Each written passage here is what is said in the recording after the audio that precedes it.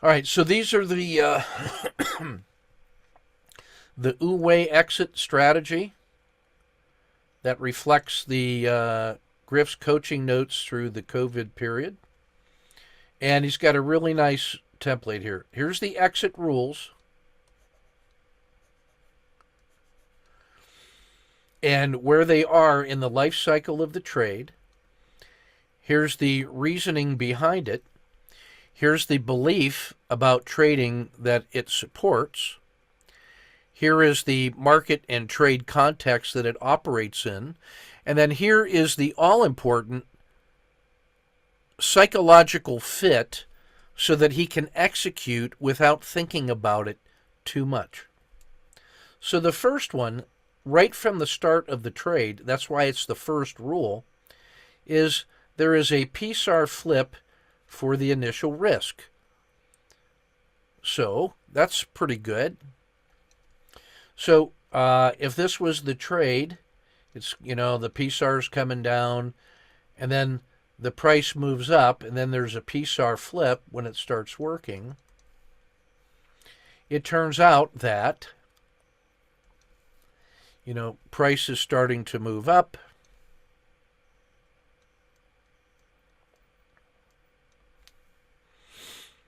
And that seems to be enough to get an entry here.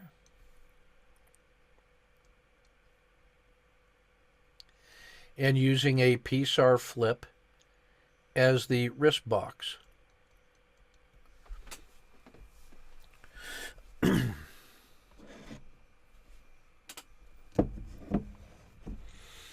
And then the job is to figure out from this entry level how soon can I move this stop to no lose plus dinner for two so that we can lock in those gains. So PSAR flip for the initial risk, otherwise known as the MMRB. Now, the size of that flip box must be an MMRB, meaning that you can actually execute that without error, that you actually will get out.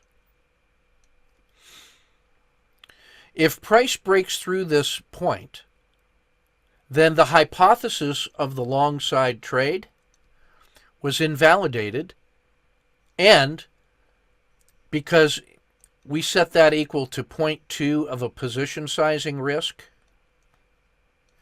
you will never take a 1.0 position sizing risk. There is an amazing comfort in that. The belief is that until price violates this statistically significant point, it's just noise, and there's no reason to be flitting in and out. And here's what he means by that. So if price starts to do this and is monkeying around inside here, there's no significant information until it goes below that number. So all the noise, all the price level action in here is just noise. So don't act on that, generally speaking. You may always command override and just get out, but don't spend a lot of time monkeying around in that noise space. This is you have scrunched that down to the pure noise, so leave it alone. Starting any new trade, whether there's an SSC or a CD or a COTA 2 in our pricing structure, there should be a PSAR flip to indicate a potential turning point. Correct. Does that fit him psychologically? Let's see why. Yes, he says, because waiting for the PSAR flip is a definitive point, and it reduces the complexity of the decision making. And after doing it so many times, many hundreds of trades, over hundreds of days, it just feels right to him. So he has internalized the psychology of that. Now, if you had asked him this 6 months ago, maybe not.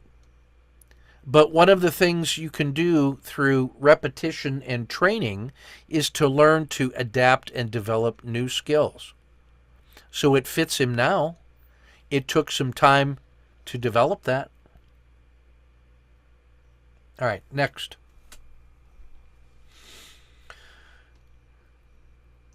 The life cycle of the trade. Now the trade is in the money somewhere between 0 and 2R. Well, let's see what that looks like. The PSAR was marching down. The PSAR flipped and started marching up.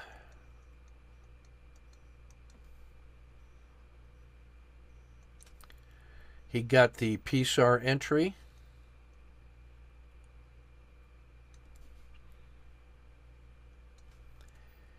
Has his little wrist box built in.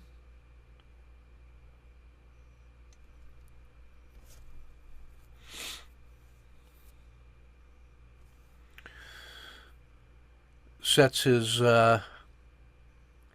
he knows where his 1R price level is, knows where his 2R price level is,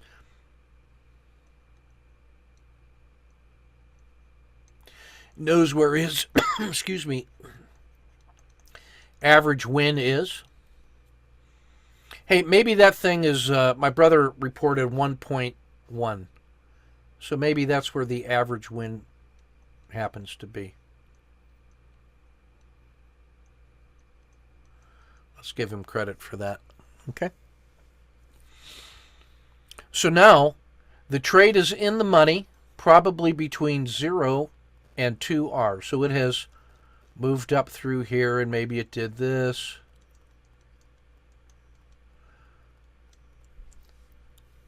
Halfway to 1R. I don't know, 0.5, something like that.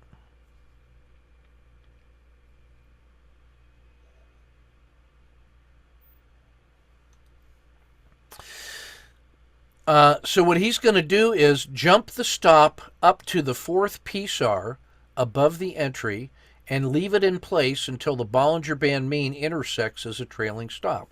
So what he does is, he is decide in the Uwe exit, what we do is we leave that initial risk just in place until it gets 1. Let me draw this in blue so it's a little easier to see. 1, 2, 3, 4. So after 3 dots, he jumps it to the 4th dot.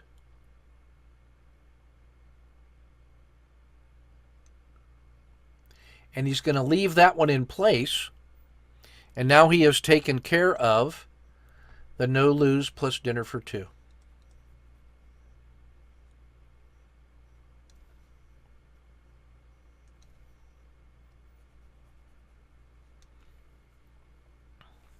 And then he's going to wait for the Bollinger Band mean, which we have as a dotted red line. Normally on like SSCs and all that stuff, the Bollinger Band mean was usually like this, and then it will come up in reverse. And when this price stop, when the Bollinger Band mean now comes up, right here, we could start using the Bollinger Band mean as the trailing stop, because the price action, if this is a trade that works, is going to be working its way up through here. And the Bollinger Band mean gives us a really wide stop to let this thing have its new channel. Its new channel of pricing action is going to, be contained between 2 rising lines. So you have rising highs and rising lows, and it's just monkeying around in that channel. And now what the Bollinger Band mean does is it gives you that much safety, and it keeps going. So this is a very relaxed way to move your stop to no lose plus dinner for 2 one time according to a mechanical rule, leaving that in place to give it time to grow, and then pick up the Bollinger Band mean as a standard unit of trailing stop for a manager. This is your young assistant manager doing what he's told. He makes a decision here, he makes a decision there, according to rules. The reasoning is, I've had a nice move in my favor, so I want to lock in a little profit, the no-lose plus dinner for two, and I can let it be a science experiment and be more open to larger gains somewhere up in here. And I'm going to continue to get gains even better now that the Bollinger Band mean is slowly rising. And the most important thing is that my risk is out, and it's purely a science experiment. The belief is that the fourth PSAR gives it enough time and room to wiggle around, and then using the Bollinger Band mean is the widest indicator of the trend that's continuing to work. The context is that this is for any trade that's working, and with one exception. If the price bars have gotten sideways and small by the third PSAR, in other words, if this thing is getting really, really close,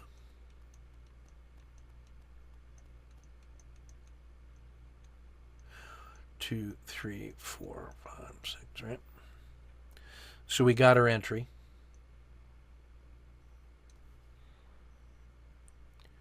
We counted out our little 1, 2, 3, and price moved up, and maybe it ran up real quick.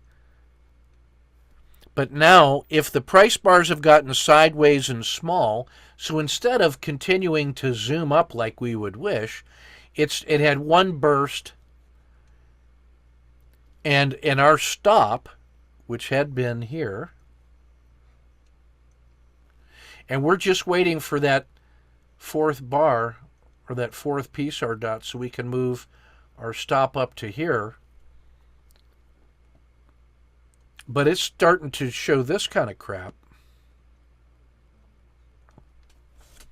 It's no longer running up. He says, I will want to wait until it moves out of that in my favor before I ratchet up the stop to avoid choking the trade. Here's what I would say.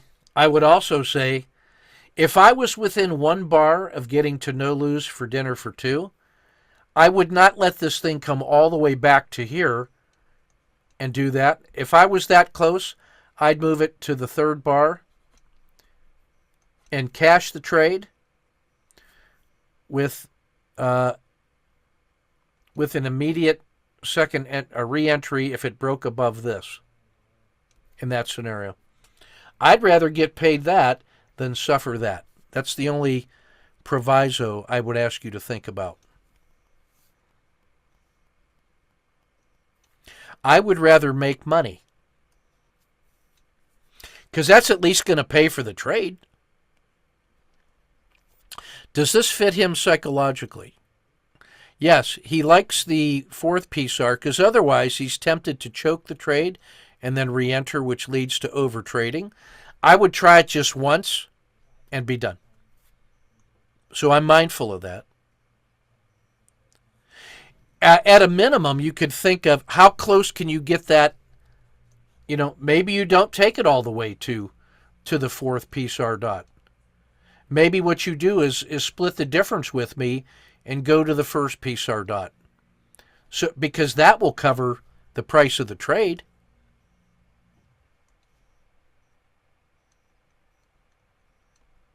Instead of all the way to the top, you've at least covered the price of the trade instead of suffering the entire execution risk. Now, he likes the Bollinger Band mean because I can avoid a lot of chopping around and let the trend of the day really unfold. This really helps. That Bollinger Band mean really helps when you have multiple positions on and the day is broadly up and you want to give them all room to grow, and you want to have more positions on that are not strongly correlated. Next, now when he has more than 1R in hand, now that we've moved from the start of the trade till we get to the all-important science project, and now he's got more than 1R in hand, don't let a 1R trade lose money. This is pure money management.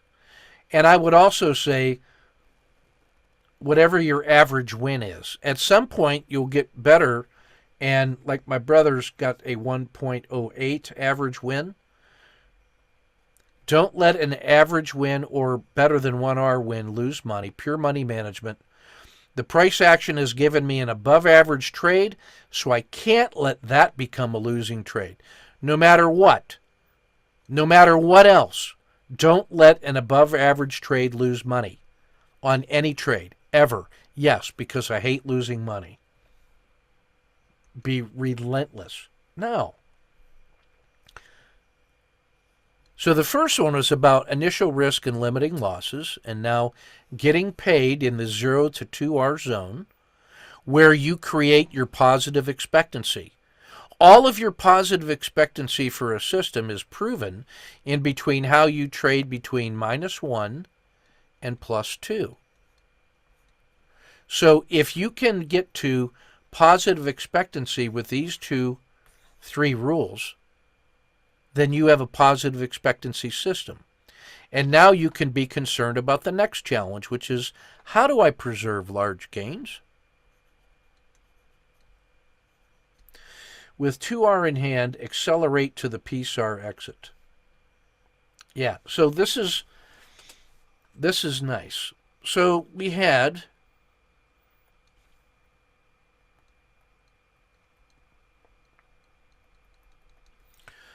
our little PSAR flip, no matter what the previous condition was, right?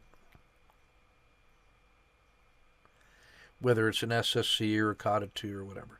But we got our indicated entry. And we had the Uwe exit. This is what we're studying. So by the 4th dot,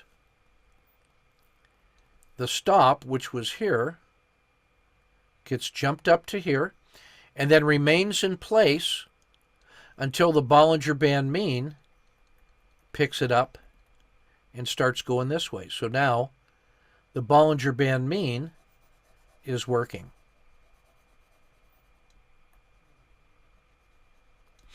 And that's the managerial exit. But now when he's got 2R in hand, so there's 1 and there's 2, and this thing has moved up.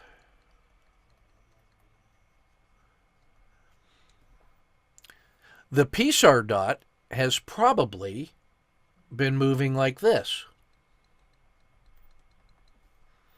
And so now that he's got 2R in hand, the PSAR stop is here, and the Bollinger Band, or the initial Uwe, is right there.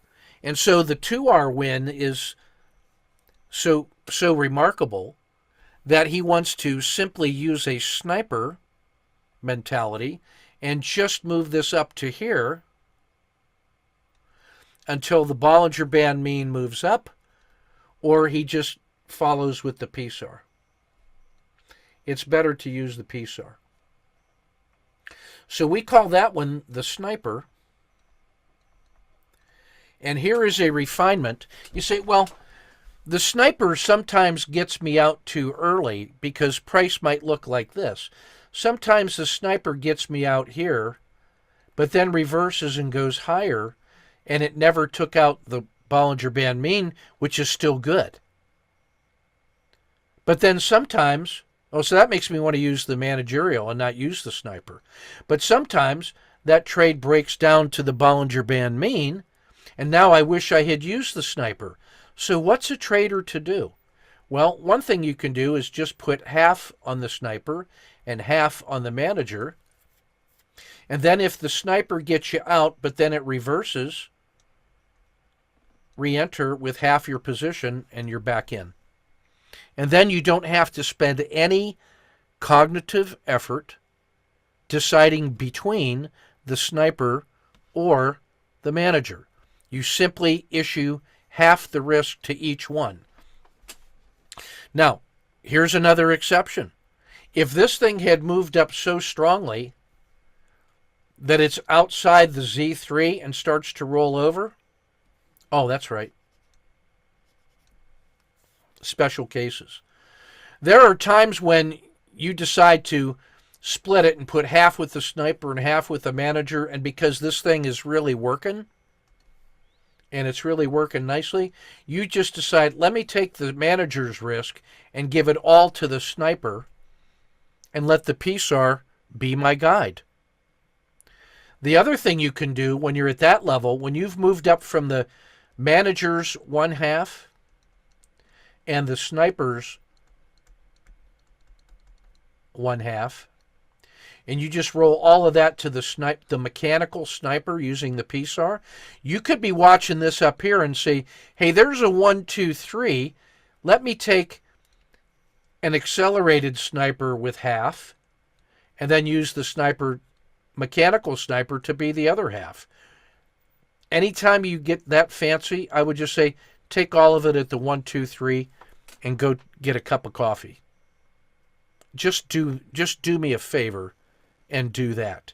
When you're already thinking about like that and you get a 1, 2, 3, take the exit, get out, go get a cup of coffee.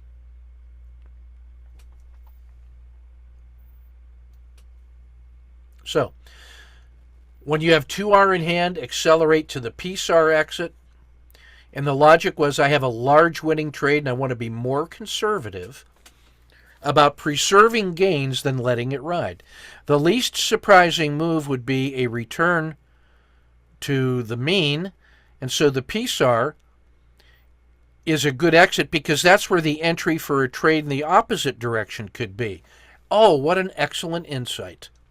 So remember, we had this, we had that little PSAR action on the way down. And then there was a PSAR flip, and that little PSAR was all the way up to here, and it's starting to stall. And he had his wrist box. And now this thing starts to roll over. What's that look like? It looks like, price did this.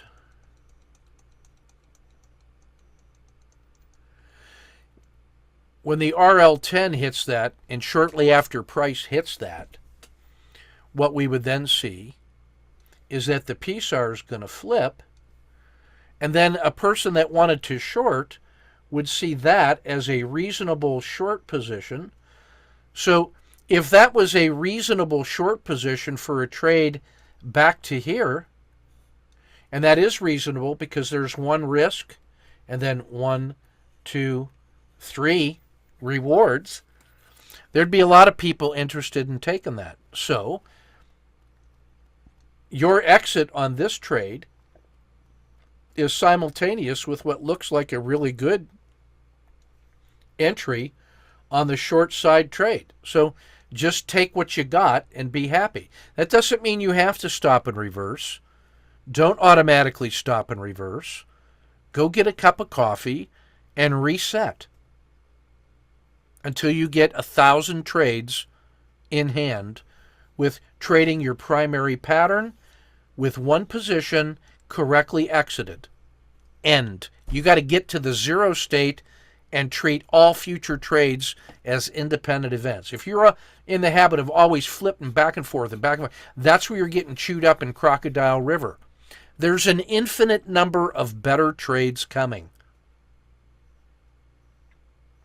So, that's his point here.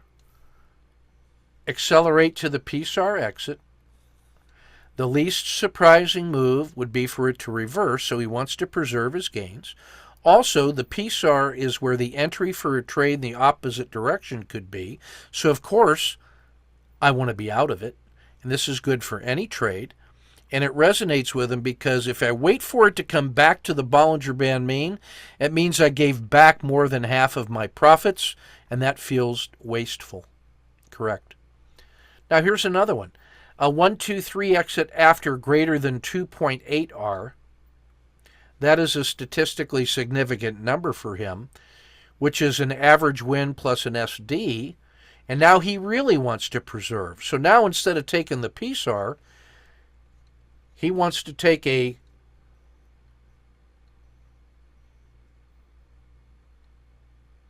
one, a 2, and now this. As soon as it breaks below there, that's a 1, 2, 3 exit. At the 2-bar low, especially after a nice run up. Instead of waiting for the PSAR dot, because the PSAR is going to look like this, and probably the dragon is going to be up in here like this.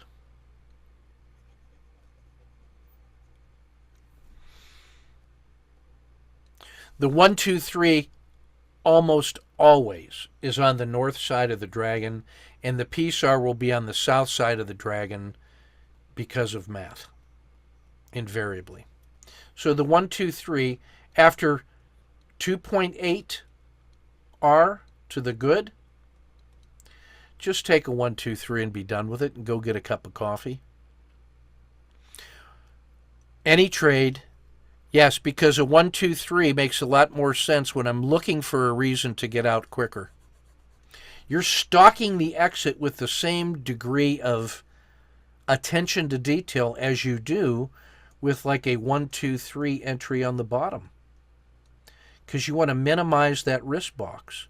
You also want to minimize the give back box on the other side, 1, 2, 3, so that you can capture this. By shrinking the size of this box and that box, you're maximizing the opportunity to get paid in between. Don't let a Z3 excursion lose money. I don't care where you are, right? Special cases now. The price has breached the Z3 band. This will often happen after a period of extended, sideways quiet channel. And then you will see price do something like it has monkeyed around in here and monkeyed around in here, and it breaks out. And then it has a pretty quick acceleration and then has a asymptotic move. What'll usually, unless that first bar was amazingly large, that Z3 line quickly gets like this, and it takes a second asymptotic move to really get beyond, right? But anytime you see that, you're thinking to yourself, wow, this is really an exceptional move.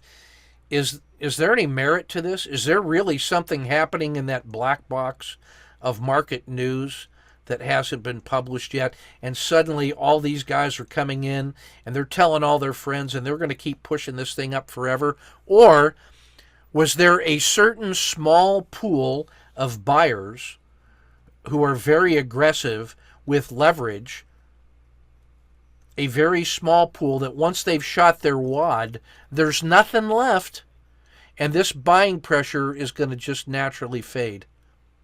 Probably a limited number of buyers, and who are just waiting for exceptional, statistically abnormal moves to just come back, because it always does, or enough that that's the rule.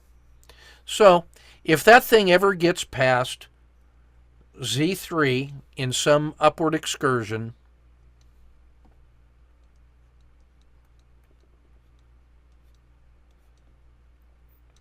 especially if this peak is higher than the next bar's peak and it's already a lower high, dude,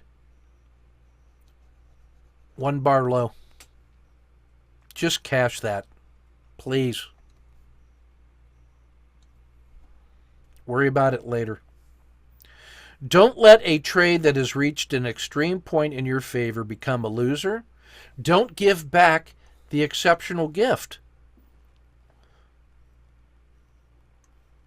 Don't let an exceptional move lose money. Yeah, that's good. The Z3 exclusionary rule. Z3 special. Now, 5 bars in on an SSC, cut it early if it's an entry to the COTA 2 short. So, we had something like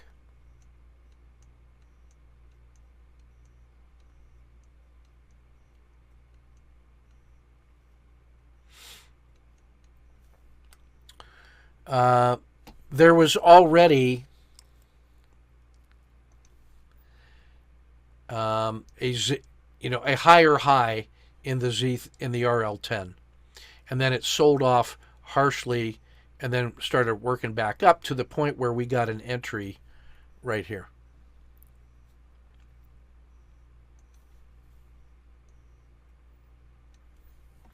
And so we took the entry like we're supposed to. And now price is happening. But it's really not working. Somewhere around in here, that RL10 that was coming up in here peaks and starts to roll over. And when the RL10 crosses the PSAR, so at some point in here, it's going to do a PSAR flip. And this is a special case because this would have been a peak in the RL10 and a lower peak, and that sets up this would be the collapsing dragon. But because this high was already here, and now this lower high, that makes this a high priority COTA 2, which is our favorite pattern.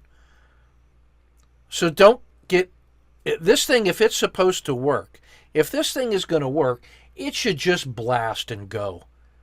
But the fact that it didn't, that it rolled over and gave us a COTA 2 entry on a lower high, it tells you that what this thing is really doing is just more of this crap. And you want to be on the COTA 2s all the way down, and the CDs and all that stuff. So, cut it early if it's a COTA 2 to the short side. Final special case. 1, 2, 3 exit if there's 2R in hand and it's hitting a reversal at the VWAP. So the normal case for this is that the VWAP was cruising along right here, and it was probably right along with the Bollinger Band mean like this, and there was probably some the river was probably like this, +1, +2, and then +3 on the Z3 lines. So that was your Z3. And then price probably did something like this. It broke down out of the river and then had a sharp sell-off and then started to reverse enough that the RL10, which is quick, comes down here and reverses.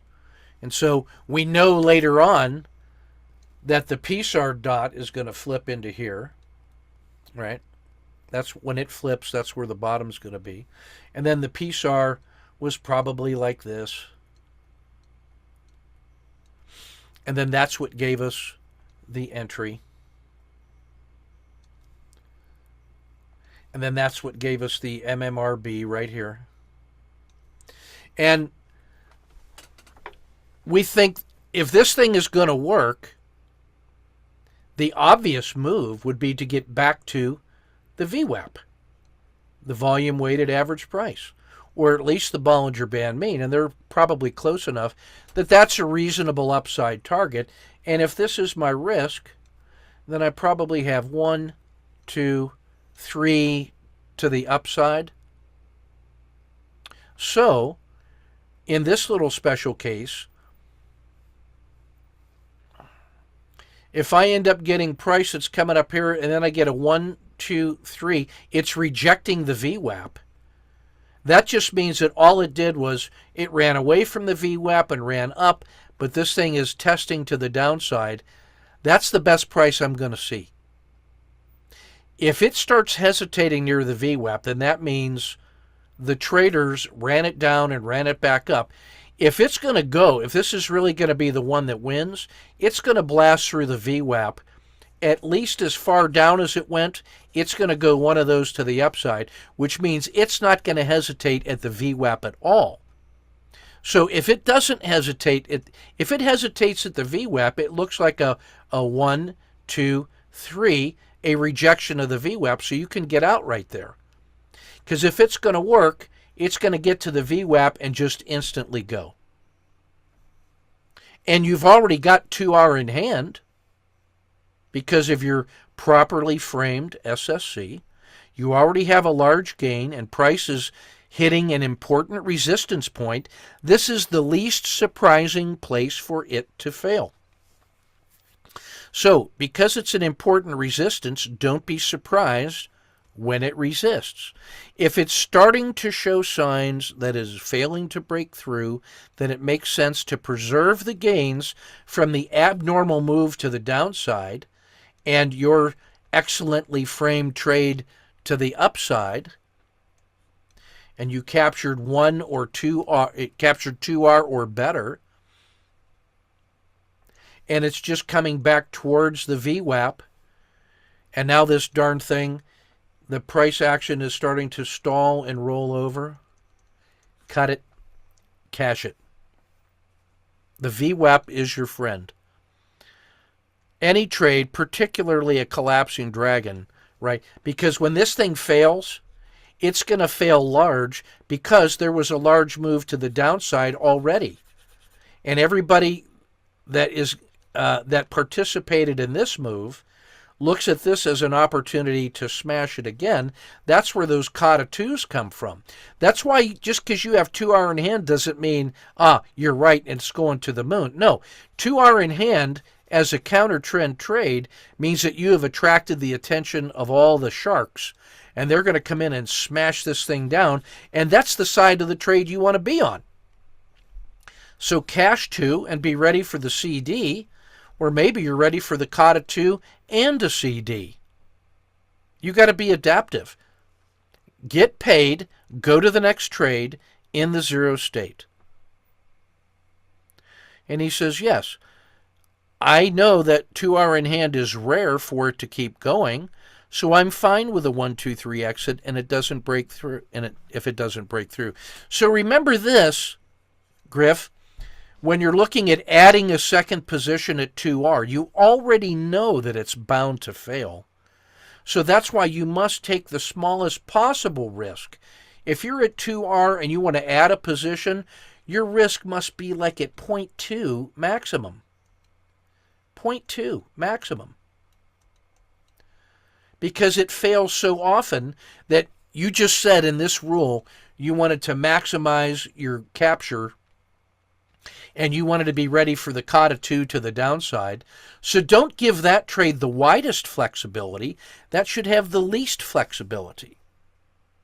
Okay? That's for everybody that's listening. So this is some brilliant work on Wu-Wei.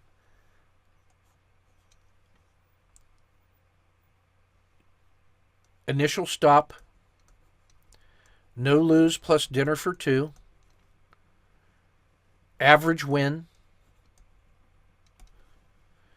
sniper,